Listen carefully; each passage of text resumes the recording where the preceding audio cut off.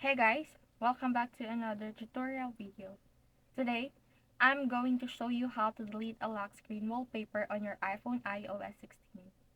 To delete a lock screen wallpaper, first thing that you need to do is unlock your phone using ID or touch passcode. But don't go to home screen yet.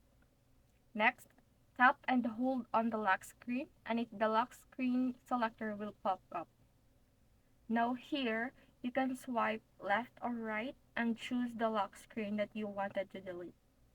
Then, tap and hold it and swipe up and select the trash icon and delete.